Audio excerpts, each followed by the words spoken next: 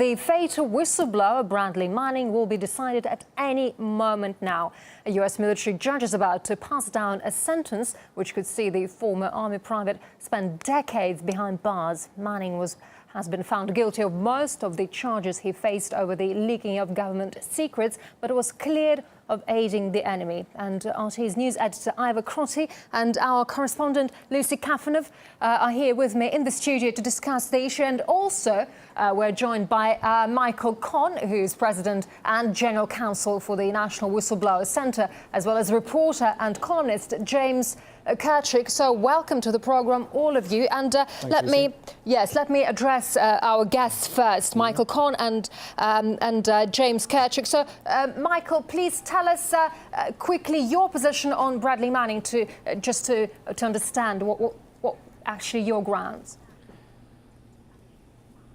Mr. Manning was in the middle of a war. He acted out of conscience. He did not go about it the right way. However, the government overreached when it charged him with espionage. He was not involved in espionage. He was involved with the leak of classified information. I think the government has overplayed its hand, and I'll be very disturbed if the sentence is anything near what the government is seeking. Yeah, James, and let me ask you the same position establishing question. Yeah, well, Harvey Fierstein, who's a very famous American playwright and actor, he said that being silent in the face of evil is something that we can't do. And so, being here on a Kremlin-funded propaganda network, I'm going to wear my gay pride suspenders, and I'm going to speak out against the horrific anti-gay legislation that Vladimir Putin has signed into law, that was passed unanimously by the Russian Duma, that criminalizes homosexual propaganda, that effectively makes it illegal to talk about homosexuality in public. We've seen a spate of violent attacks on gay people James, in Russia. of course, we'll discuss it later, but what about Bradley Manning first? I'm not really interested in talking about Bradley Manning. I'm interested in talking about the horrific environment of homophobia in Russia right now, and to let the Russian gay people know that they have friends and allies in solidarity from people all over the world, and that we're not going to be silent in the face of this horrific repression that is perpetrated by your paymasters, by Vladimir Putin. Oh, that's what I'm here to talk about. All right. Yes, that's what I'm here to talk about. And I don't know, as a journalist, how you can go to sleep at night seeing what happens to journalists in Russia who are routinely harassed, tortured, in some cases killed by the Russian government. James, how you can call yourself a journalist and how you can go to sleep at night. I find that abominable. You should be ashamed of yourself. Everyone who works for this network should be ashamed of yourself. You should be ashamed of yourself, and you should cover what's happening in Russia. You should cover the horrific abuse. And the verdict. We're waiting for the verdict. You know, you have 24 hours a day to lie about the United States and to ignore what's happening in Russia. You have 24 hours a day to do that. I'm going to take my 2 minutes and tell people the truth. All right, thank you very much for that. You have that right, absolutely. I mean, are you ready to have a conversation about Bradley Manning right now with the panel that we've assembled? RT has been Bradley Manning and Edward Snowden 24/7. I haven't seen anything on your network about the anti-gay laws that have been passed in Russia. James, the increasing climate of violence and hostility towards gay people. James, on Monday we held a panel discussion. James, last Monday week we held a panel discussion on the programme about the laws. I think you'll find it very informative. You can find it on YouTube. It was hosted by Anissa Nawi. We had representatives from the LGBT community here. Absolutely. I think it's an issue we all take very seriously here on the channel. Who can't say what they say on your net? They can't say they can't make these comments on Russian television. They can't write these things in Russian newspapers. They can't hold a demonstration in Russian squares. Lucy, you have your point.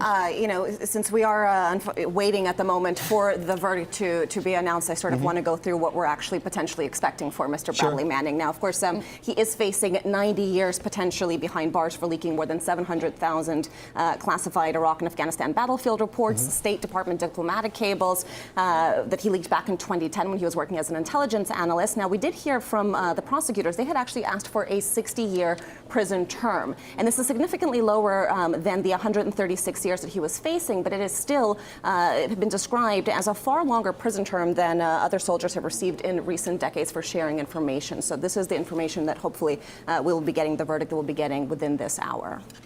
Sure, the prosecution claims Manning's revelations damaged the U.S., but how much damage was actually done, and is it deserving of a life sentence? So let's now address this question to Michael Conn. Well, I think that first there's a few issues. One, how was Bradley Manning treated when he was arrested? I think that should be taken into account. And I think that the prosecution should not have been allowed to go forward given the treatment he was initially subjected to. And second, we're talking about leaking classified information that perhaps a lot of it should have been out there anyway. When you have a war, you can't hide behind classification forever, or else no information gets out. And this is a very difficult issue America has not been able to deal with in a very effective manner. National security has been the third rail. If you touch it, you die in this country. Whistleblowing in all other segments has been opened up, and people have avenues to raise concerns. Bradley Manning, there was one avenue available to him. He could have gone to Congress, and that would have been protected, and he could have gone to the IG. So there were some avenues, but in reality, in the middle of a war zone, there's very little you can do. Remember the Abu Ghraib whistleblowers, they were not sentenced. In fact, they were not harassed. Their information went out the correct way through Congress. So there is one avenue available to military whistleblowers, and that's one they have to learn to use. Bradley Manning I don't think he understood that. He went to WikiLeaks, which offered no protection and had a much wider release of information than may have been necessary for Bradley Manning's purposes. So I think it's a shame that the information that should have gone to the public didn't get there in the correct way.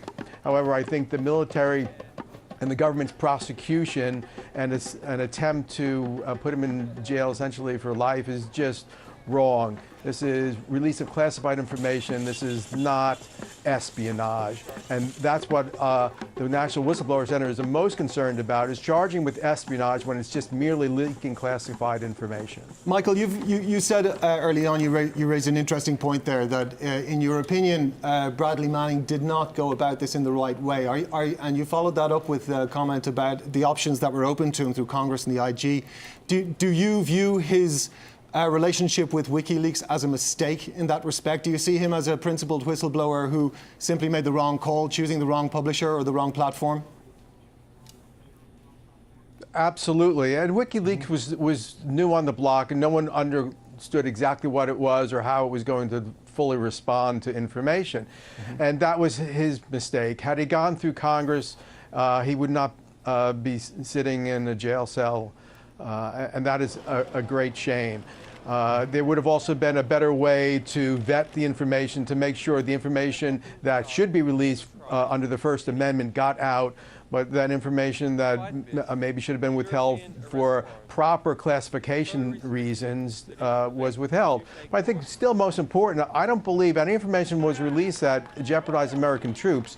And so I think that has to be taken into account. This is a leak of classified information, and I'm very upset with my government having charged him with espionage. It's overreaching. It's trying to clamp down on a society saying, if you try to release information, we're going to go after you as hard as we can, instead of doing a balancing test and looking at the nation's right to freedom of speech and the First Amendment versus the government's legitimate need to protect its interests. Just on that, if I could follow up, guys, if you don't mind, on your point about Julian Assange and about WikiLeaks, you saw them as a loose cannon in that respect. I mean, do you see Assange? Do you see WikiLeaks as an organisation that matured as a whistleblowing platform in the interim? Yes, I do believe it's matured. However, when you're leaking classified information, you have to go, if you say you're leaking it, that's the problem. If you're following the regulations and rules that allow you to release it to Congress and to the IG, you're not leaking it. And that's the difference. And it's a serious difference as far as the criminal prosecution of the whistleblowers go. And the same goes with a lot of laws that protect whistleblowing in the United States. If you do it the right way, you can get protected.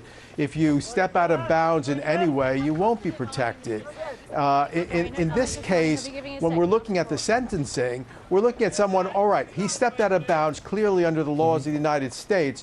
However, we're talking about release of classified information, and the government's attempt to scare the entire military population into being afraid to release any information is what I'm most concerned about. There's no discussion about the right way to release it, about saying soldiers should be free to release information to Congress. It's you're going to go to jail for 60 years or life if you release information that we don't want released.